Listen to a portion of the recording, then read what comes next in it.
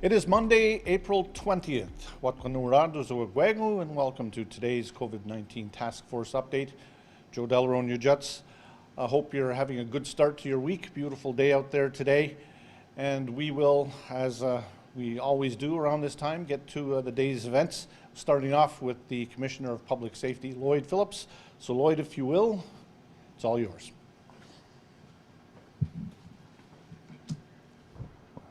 We have a larger jug today to make sure we're not spraying ourselves with the with the previous one we had.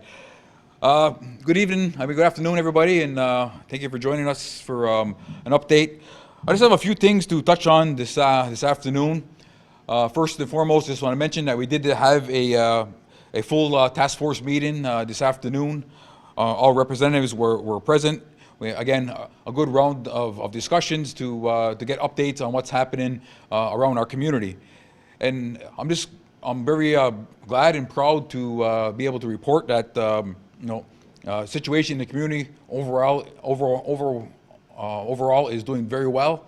The food services that are currently in place, the emergency food services, are running well in terms of the hot meal service, as well as the food basket service is operating very well. Our elders are well taken care of. We made some additional measures to ensure that we have access for any children who need additional care is available to our children, as well as the essential services in the community with the paramedics and the firefighters, the peacekeepers. Again, things are running well. So we're very glad to report on those key elements in our community are all doing very good, and we will continue to do the best that we can to ensure that we are servicing our community.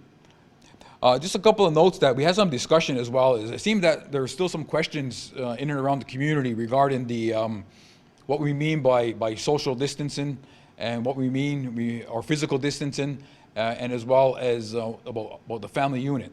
So what we felt that we could mention that again, because it may be a repeat to some people, but it certainly does not hurt for people to either be reminded or to maybe learn for the first time. And the way I explained it one time a couple of weeks back, and maybe I'll use that example again. I says when we talk about social distancing, or they're calling it physical distancing now, the same thing. Is if you picture yourself in a bubble, right? A 6-foot bubble around you. And if that was your bubble, that would be your physical distance. So nothing around you should enter that 6-foot bubble. So if you're walking around, whether you're in the community to go pick up essentials or whatever, don't let nobody in that 6-foot that bubble around you. That's what in the easiest way I can think of explaining physical or social distancing. And then we talk about like the family unit. Obviously, when you're home with your family, the people who live under your roof, it's kind of hard to maintain. It's nearly impossible to maintain that distance because you live in the same home. So what we talk about is your family unit. Think of your family unit. Think of your household as a larger bubble, and that's the bubble that you want to move around in. That's people you live with. That's the people that you associate with, you have supper with, and so on. The people within your larger your family unit. That's the larger bubble. And when anybody leaves that bubble, then again, that's where a smaller 6-foot radius comes about. Again, to minimize your interaction with other people. So when you come home, back to your family unit, to the larger bubble, that you're not bringing back any potential virus into your family. So I think that's one of the easiest ways to maybe explain it that way, just to reinforce that message. Because again, physical distancing and the basics is what is really getting us through this whole pandemic at this point.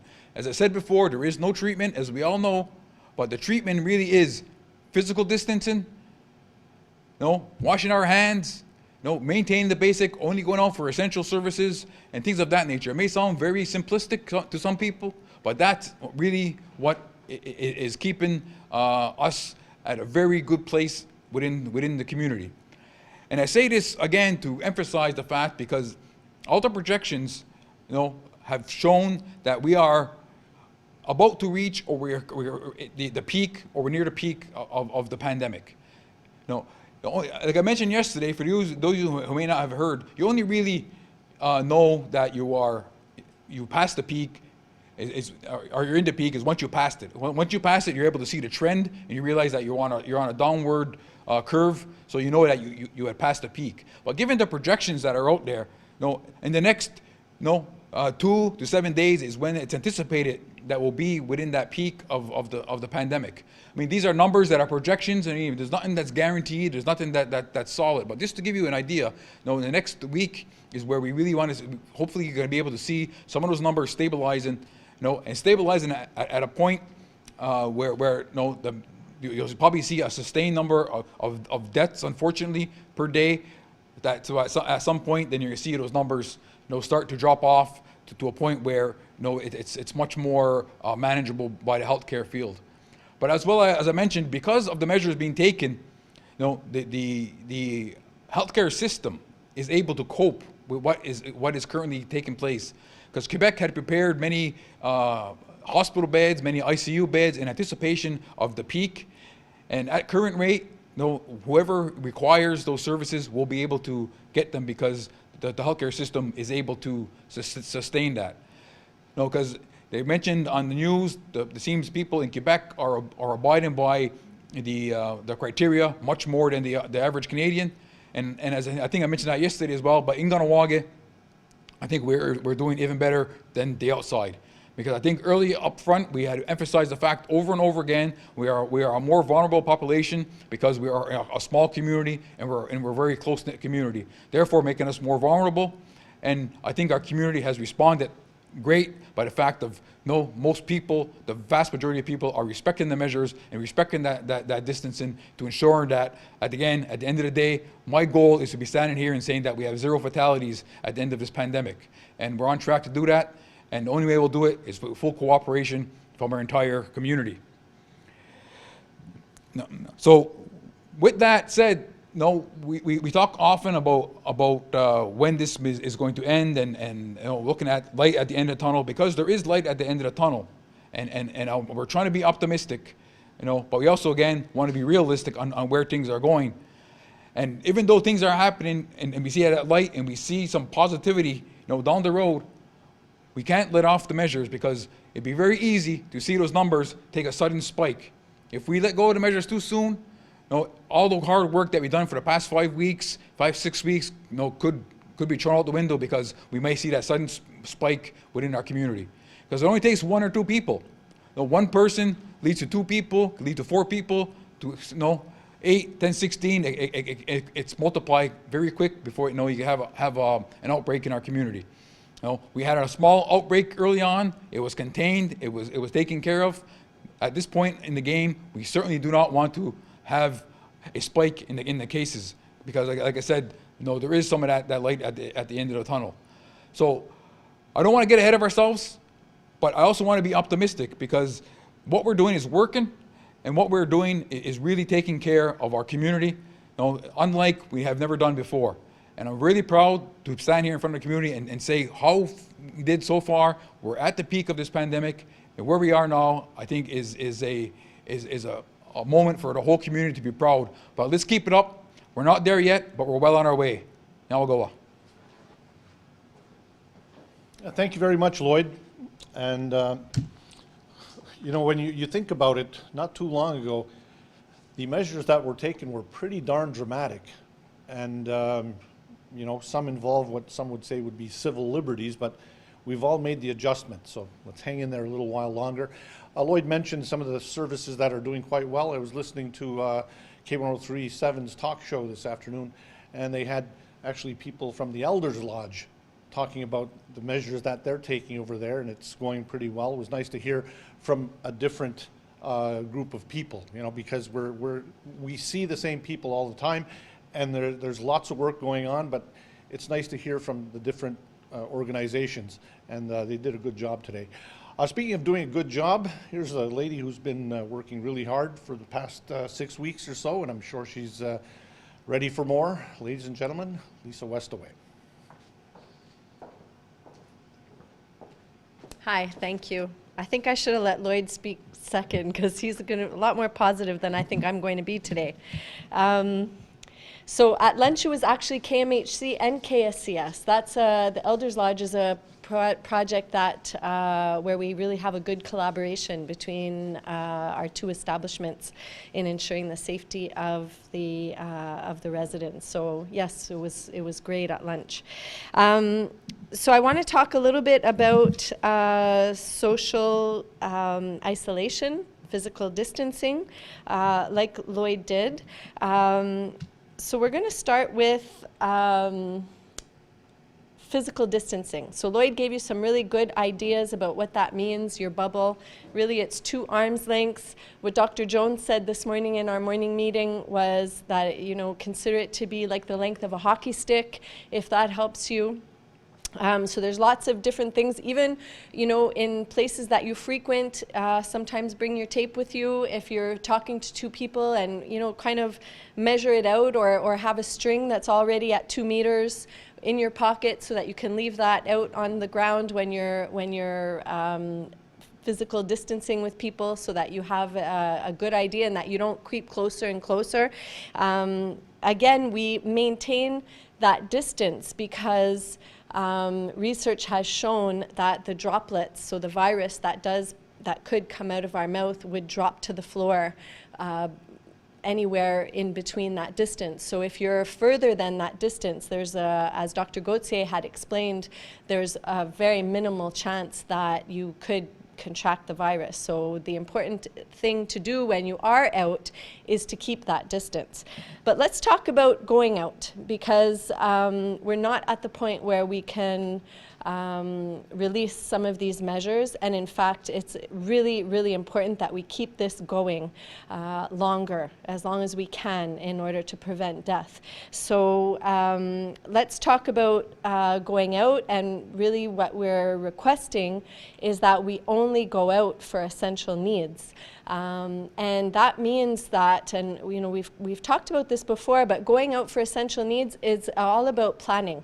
So it doesn't mean that we go out once a day for our essential needs. It means we plan for a week or a 2-week period, and we only go out that once a week or those once every 2 weeks. And we use all our protective measures when we do so.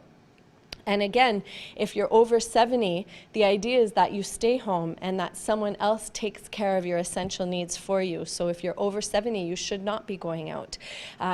So that's really important, and something that I wanted to bring back to your attention. Of course, we've mentioned going out for walks, trying to be physically active at home, using videos from YouTube or things like that. Going for walks is okay, but again, while maintaining your physical distancing and while using all of your appropriate hand hygiene measures.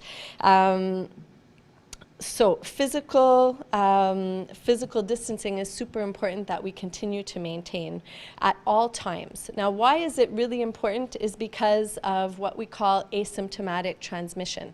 So you've been hearing a lot about this in the news, about people who transmit the virus without showing any symptoms. So Dr. Gauthier explained this, and you can look at some of her presentations from weeks past, but just so you understand it a little bit more, the virus, we are contagious. We can be contagious up to 48 hours before symptoms occur.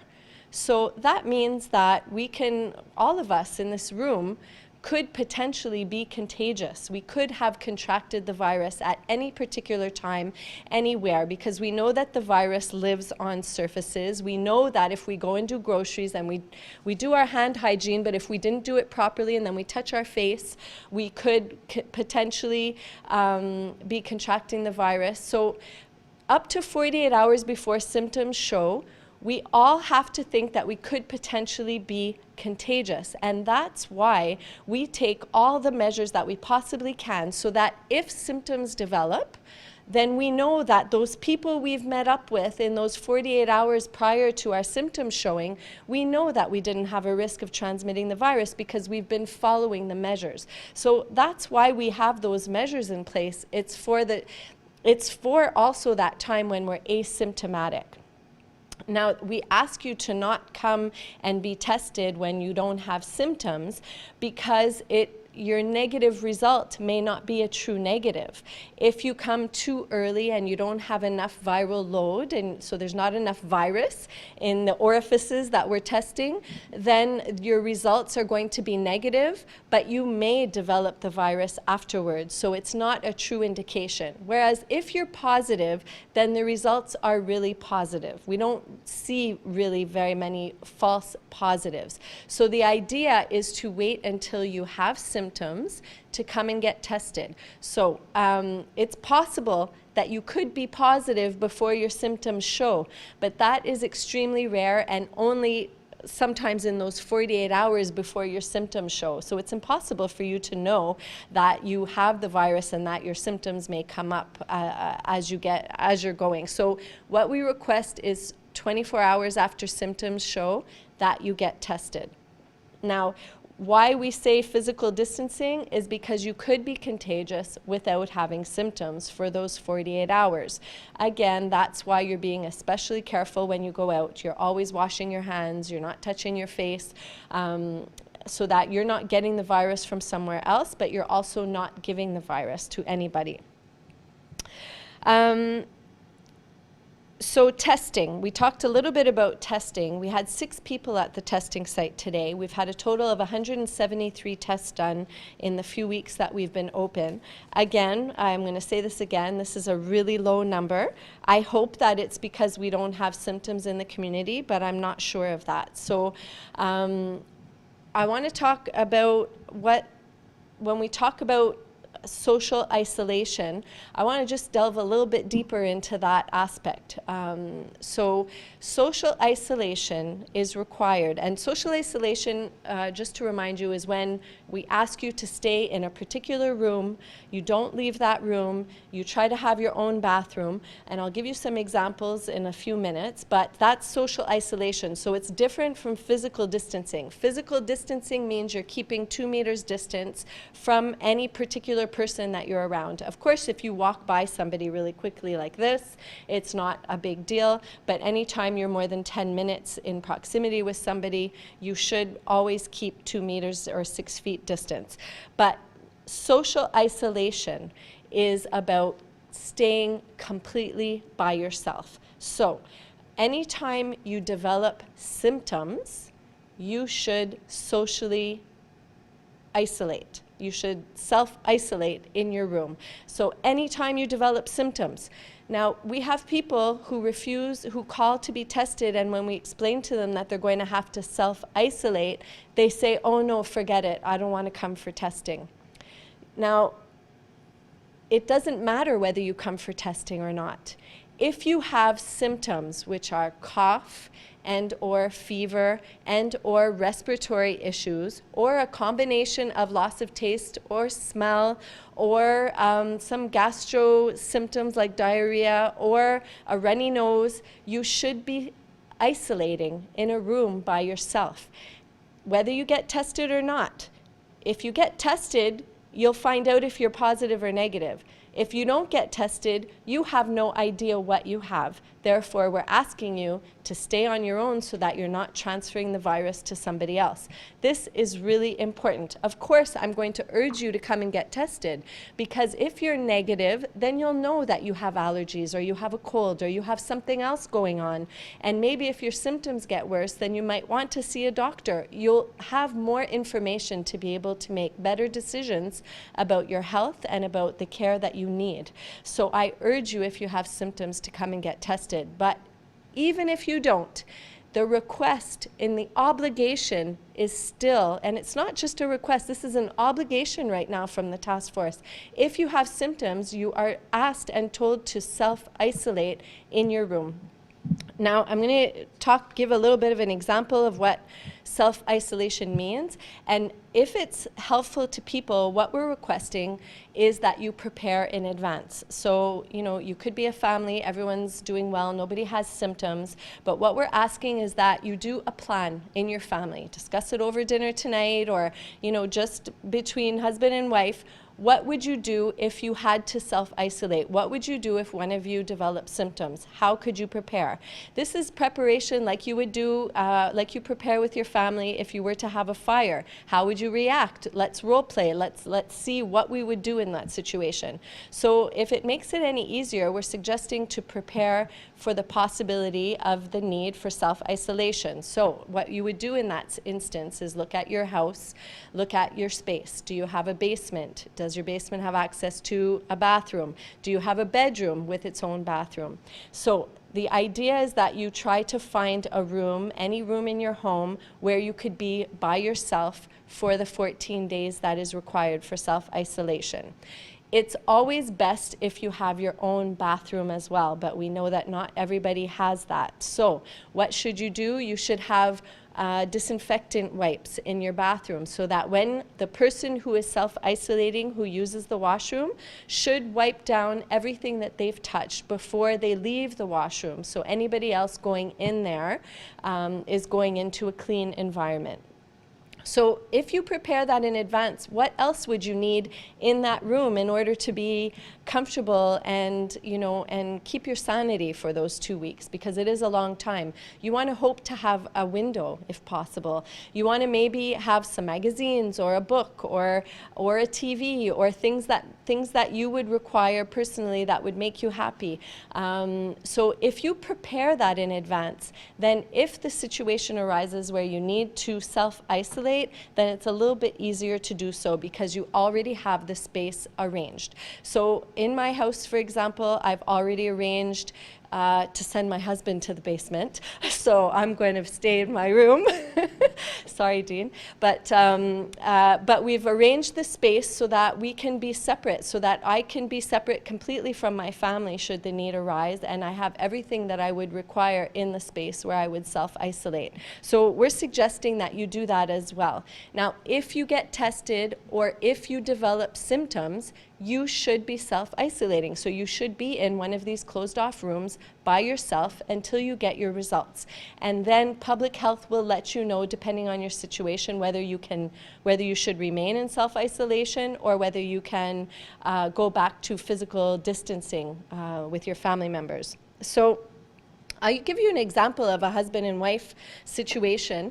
So you have a couple who live together, who are sleeping in the same bed every night, and the husband develops symptoms.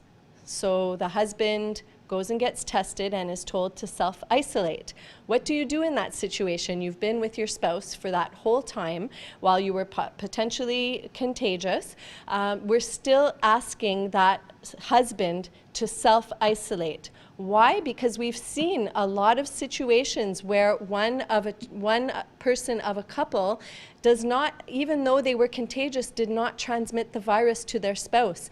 And so you want to limit as much as possible that transmission. So even if you've been together all that time but you develop symptoms, you should self-isolate away from your children, away from your spouse, until you get your results. So that's one example amongst many, but that's one that's probably the most often that we see with people who are living in the same home.